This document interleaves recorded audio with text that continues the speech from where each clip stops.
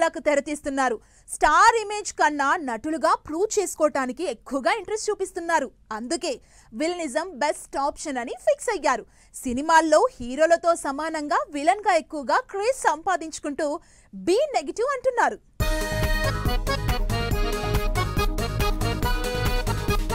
హీరోలుగా చేసి బోర్ కొట్టిందో ఏమో కొత్తగా ట్రై చేస్తున్నారు హీరోలు. నిజానికి హీరోయిజం కంటే విలనిజానికి ఎక్కువ క్రేజ్ తెచ్చిపెడుతున్నారు.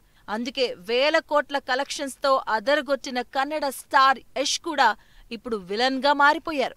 హిందీలో భారీ బడ్జెట్ తో తెరకెక్కుతున్న రామాయణంలో రావణాసురుడిగా complete villain roles చేస్తున్నారాయన.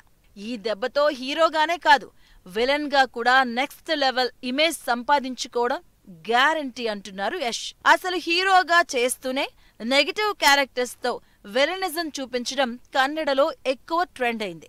ఉపేంద్రతోనే. Upendra cinema అంటేనే సంథింగ్ డిఫరెంట్ గా ఉంటుంది.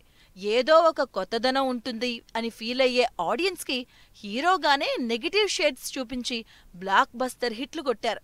ఆ తర్వాత తెలుగులో సన్ ఆఫ్ సత్యమూర్తి లాంటి సినిమాల్లో విలన్ రోల్స్ చేసి విపరీతమైన క్రేజ్ సంపాదించుకున్నారు. మలయాళ స్టార్ హీరో పృథ్వీరాజ్ సుకుమారన్ ఒకవైపు లూసిఫర్ లాంటి సాలిడ్ హీరోయిజం చూపించే క్యారెక్టర్స్ చేస్తూ బాక్సాఫీస్ దగ్గర దుమ్ము రేపుతున్నారు. మరోవైపు నెగటివ్ షేడ్స్ చూపిస్తూ సర్ప్రైజ్ చేస్తున్నారు.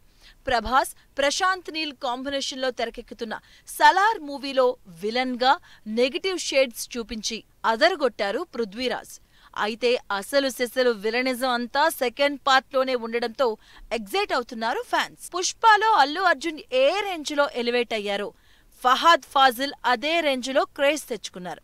ఒక్కడు తగ్గింది పుష్ప అంటూ సీరియస్నెస్ ని చూపించిన ఫహాద్ ఫాజిల్ పుష్ప 2లో మరింత పవర్ఫుల్ గా నటించి అల్లు అర్జున్ లాంటి స్టార్ హీరోకి తగిన విలన్ అనిపించుకున్నారు.